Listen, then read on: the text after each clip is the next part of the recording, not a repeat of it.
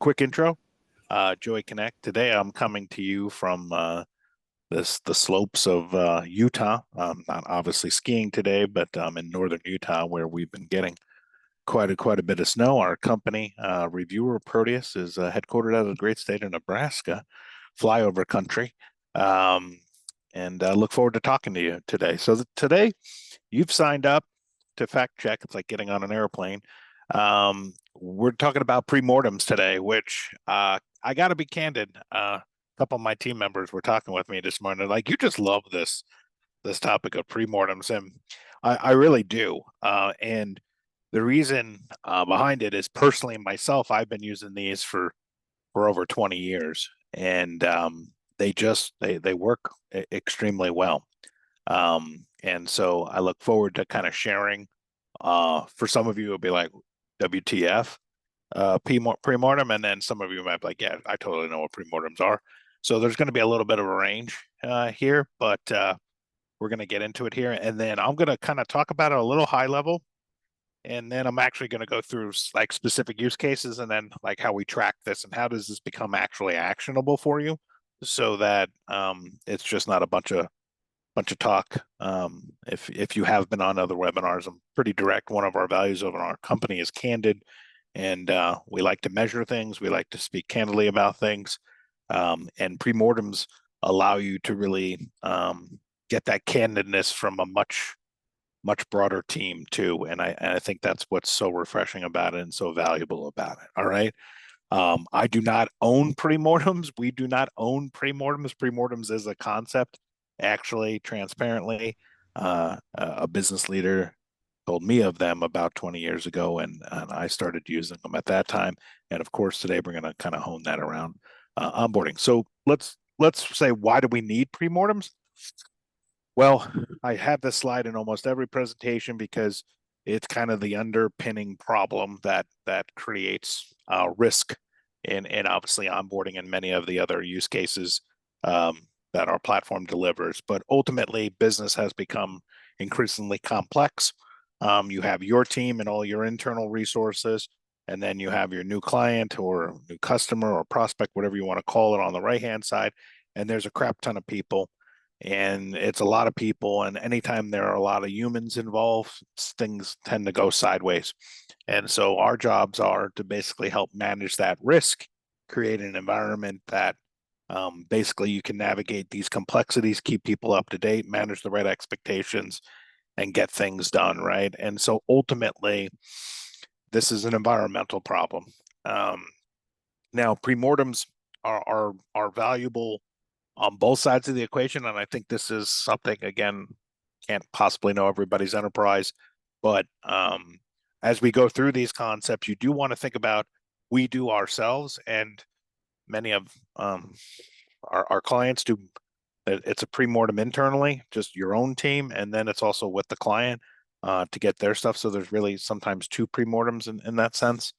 And I highly encourage that, and I'll I'll talk to why here. But ultimately, obviously, in onboarding, handoffs, even CS activities, I lots of things here. But those categories, um, premortems work really well to flush out and manage risk long term. And so, one, you guys all know this is the environment you're in. So we're going to start simply here at the beginning with what is a premortem. Um, and I'm not going to read the exact definition there, but um, many of you obviously know its brother or sister called postmortem, and unfortunately, you or I or hate postmortems because it's too late. Something bad has happened, and now we're in essence celebrating the past, and it's too late to to do anything. And I so postmortems, yeah, they are valuable, but hopefully you can pre-mortem and find a lot more of the problems and reduce the amount of challenges so you don't have as many pre-mortems to figure out what the hell went sideways. And sometimes it's kind of funny. I'll just talk anecdotal. honestly, I'll be transparent. It's a prospect of ours that I was on a leadership call with them, and I'm not going to name them, but the lady was awesome. And she said, we have a company retreat this weekend. And she's like, I'm not allowed to say that. We don't have retreats because that sounds bad. We have an advancement meeting. And I was like, that's kick ass. I love that. And so no retreats allowed. I stole that from her. I asked her if I could, and I will use that moving forward. Same thing here, kind of with postmortem and premortem is if we think about premortems and try to predict failure and problems before they become problems, this could be extremely valuable, right? Just if you just as you're thinking about it already, you're like, huh. Obviously, the challenge is how do you do it, and then what do you do with the information you get? Of course, execution is king, like anything in life. But we're going to walk through these premortems now, and a little bit of art and science on how you deliver this also, and then what you do with the information, because sometimes it has to be kind of prodded along. And so, like I said, here I'm going to start at 30,000 feet, 50,000 feet, whatever, and then I'm going to get into an actual 4-step process to actually execute one of these for reals for you. All right, so that's a premortem. So, real high level again, abstract is there kind of 4 overarching pieces to a pre-mortem experience that I like to talk about. One, it's imagining failure, which for some people can be really hard. You might chuckle and say, "Well, how can you not imagine failure?" Well, sometimes um, in the context of onboarding here or in business, you're talking about something that maybe that person is responsible for not going right. It might not be a comfortable conversation for them. What you're going to find out is it's fun and dandy to talk about premortems, but what it really comes down to is people being open enough to be reflective, not only on your own team, but also on the client side. You're going to see on the client side, sometimes they're like, what the hell? Because they've never been asked these things. And so some of this will take you time to build that trust with your team. The first couple of premortems you do internally or even with your external clients might not be rock star premortems, but you'll start to get into a rhythm around that and virtualizing basically those signals that you can help have a better meeting and execute that. So it's having the team imagine failure, right? And we're going to go this into super detail. This is just high level for right here. So imagine failure, identify the causes, obviously. I'll role play some of these. Hopefully you do something with these. That's a joke, right? Like obviously you want to develop kind of preventative measures and ways to do that. I'll talk about this. I'm just going to sneak it in here. We're very big believers in mutual plans with clients. If you've ever been around successful onboarding or growth, it's typically all around a mutual plan. And so these things obviously become elements of that mutual plan. And that comes into the safeguards, right? To whether this is a project, because we have clients who are obviously use us for professional services delivery, product delivery, installs of hardware. It doesn't matter. These concepts carry across everything, especially if you have multiple locations. It's obviously a multiplier effect. All sorts of fun things happen. But at a high level, these are kind of the core elements of a premortem. And I will again walk you through an actual kind of scenario related to just a traditional onboarding. And that I kind of provide tips and tricks um, of areas to kind of identify. Okay. So then you might be asking yourself now, okay, I get what he's talking about. You're like, why do I give a crap? Well, that's a good question.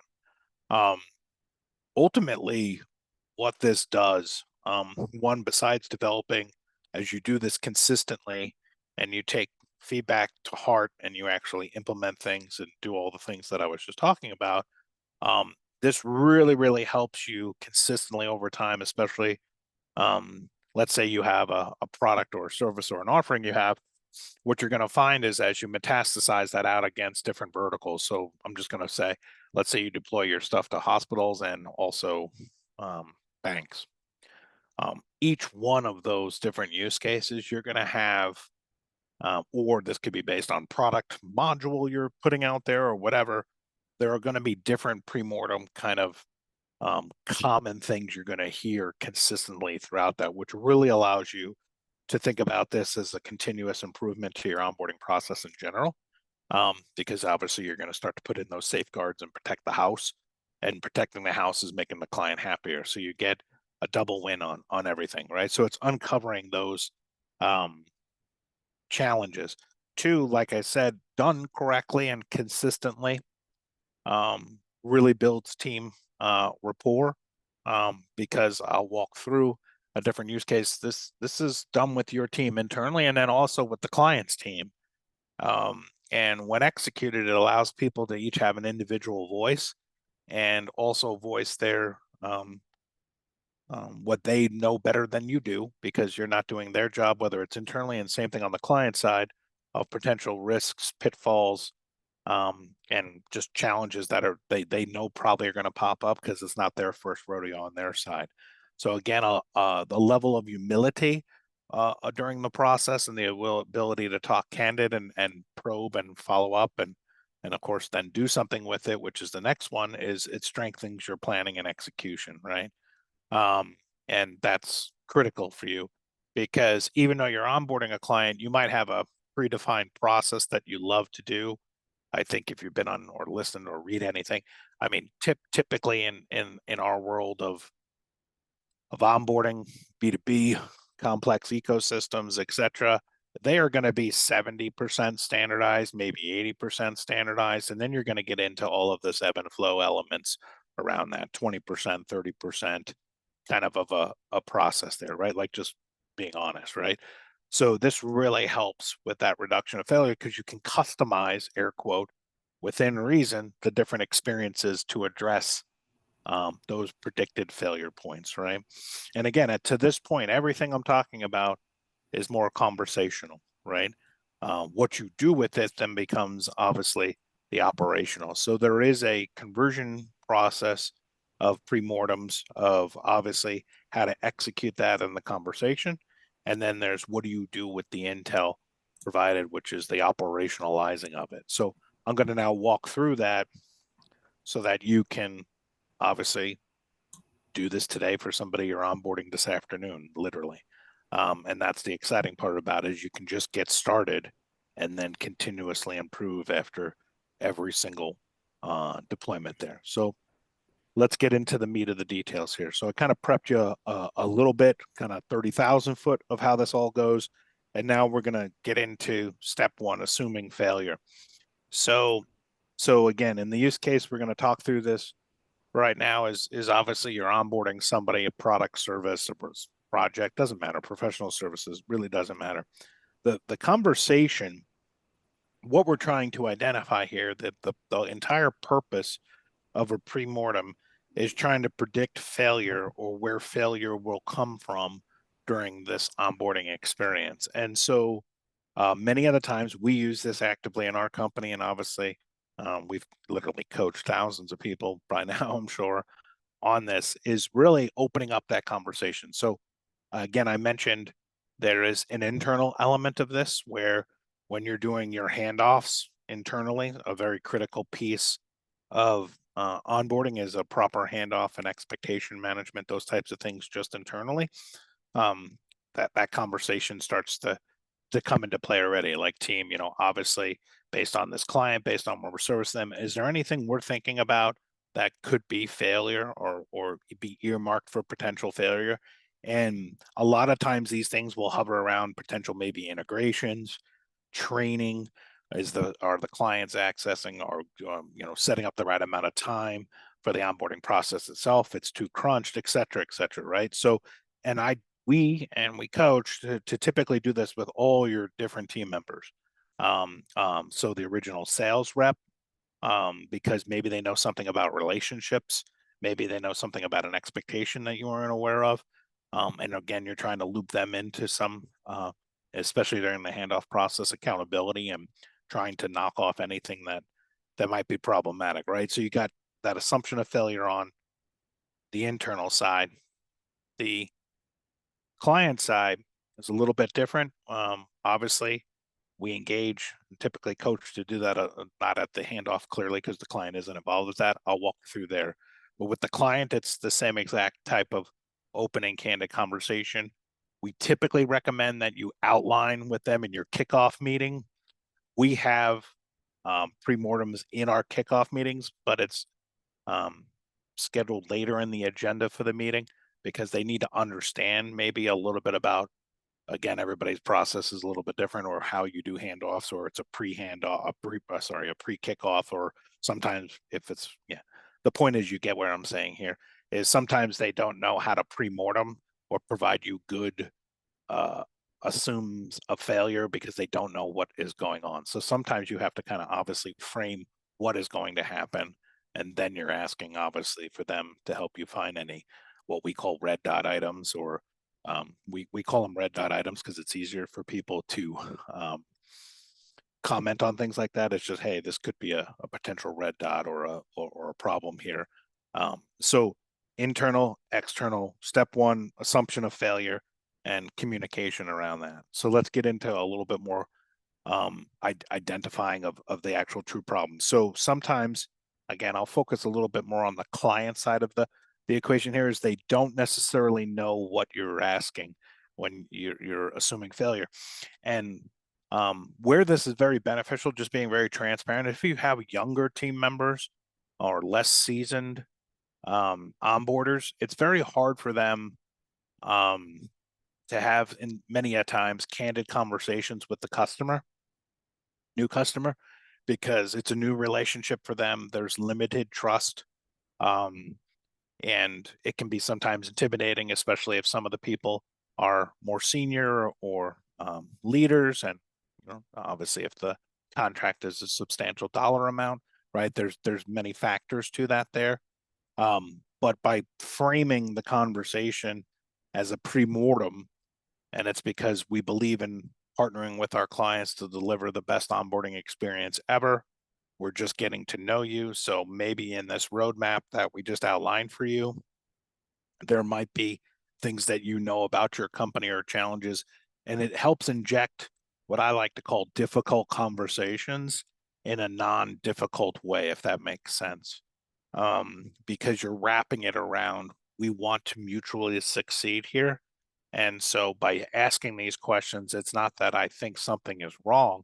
It's more we want to try to identify any pitfalls, around that. So common thematically, what I have on the screen here is a lot of where they kind of line up, don't line up a lot of the time. And again, I'll say it again. Sometimes you have to kind of lay out what the process is going to be and obviously what you're deploying, and then it's easier for them to identify these. Like number 7, like if you have a product or a service that has to involve their IT department, that can be very problematic or elongate things, right? So you're getting kind of where I'm going at here. Training, people's calendars. Oh, Becky's on vacation for 3 weeks in the middle of March. That's going to affect stuff, right? You see what I'm getting at? So when you just say a pre-mortem, you're not like, hey, let's assume failure. Where do you think this thing is going to go off the rails, team? That's not really a good way to present it, right? So a lot of the times, and again, I don't know everybody on the call today, so you got to pick and choose product, service, SaaS company. Like there's different approaches on here, but a lot of times thematically, it's around this.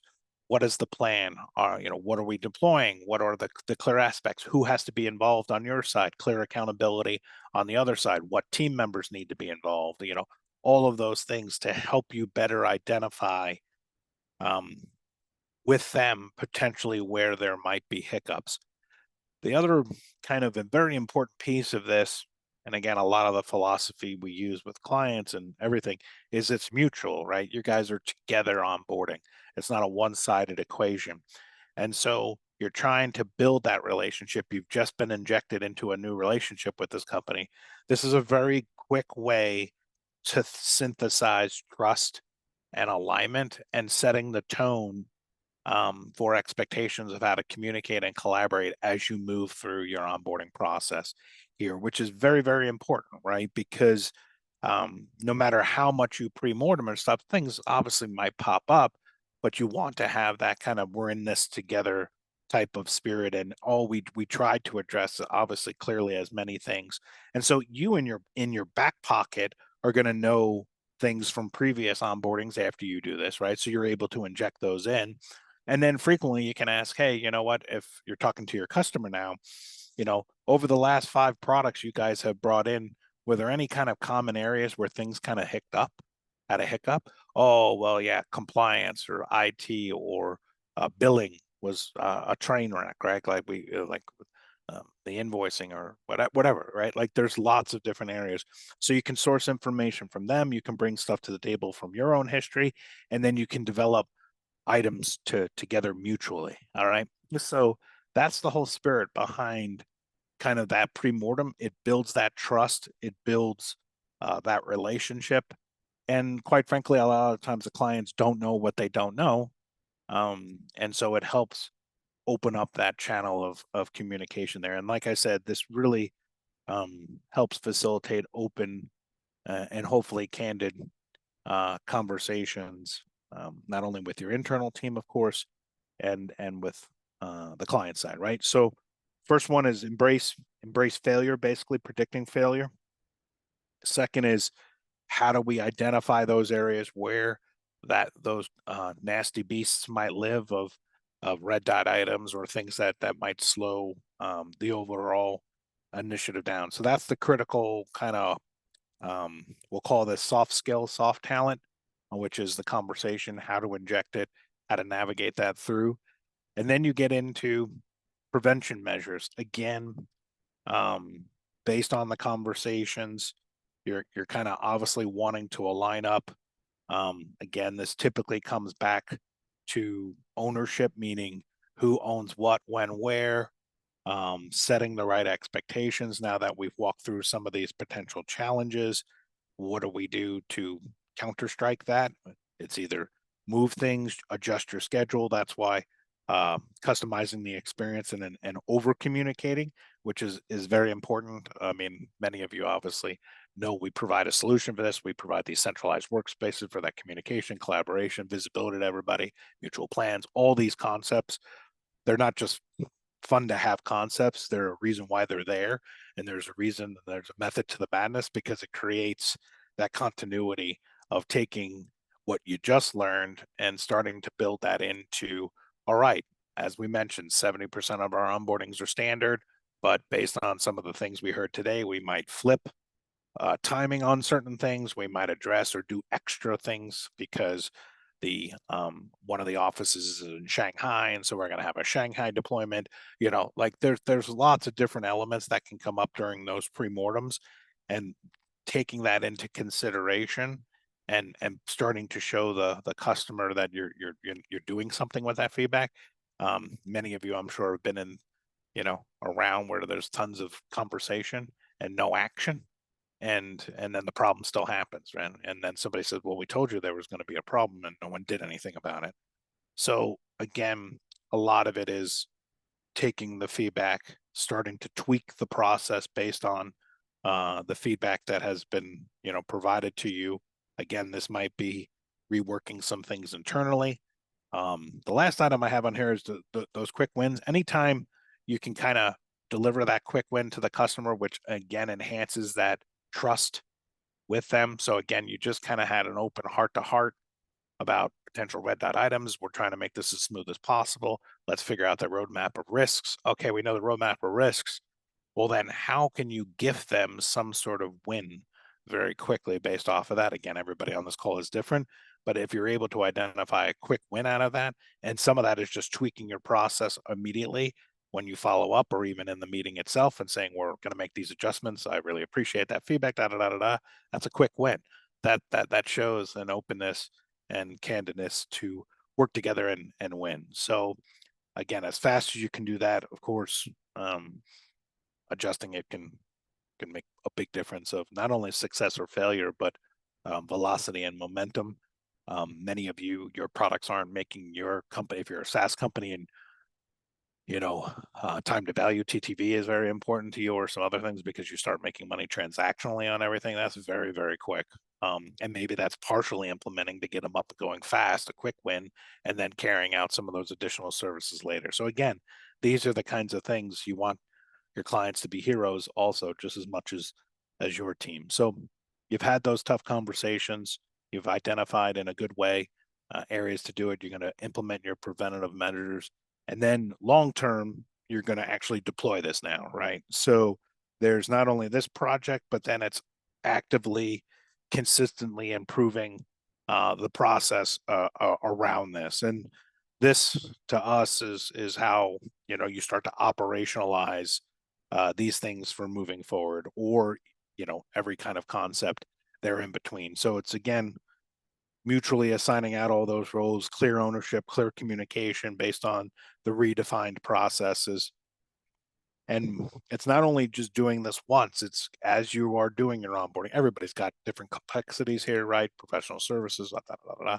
But ultimately, it's continuously following up that feedback because new problems might pop up. And so you want to be able to continuously handle them. Again, monitoring what is going on is critical. This is all the operationalizing of everything that you just talked about. And then obviously with the client, again, depending on, we have some clients where their onboarding is almost a year. We have clients where their onboarding is 10 days, right, or 5 days. So it depends on your environment. But obviously conducting multiple reviews and continuously measuring this as you build things through the entire process there, right? So it's about taking the feedback, customizing it. You can put in some safeguards, but then operationalizing it for the what I would call compound interest of the future is where it really comes into play. And then the consistency of measurement to making sure new red dots aren't kind of coming up and biting your team in the leg.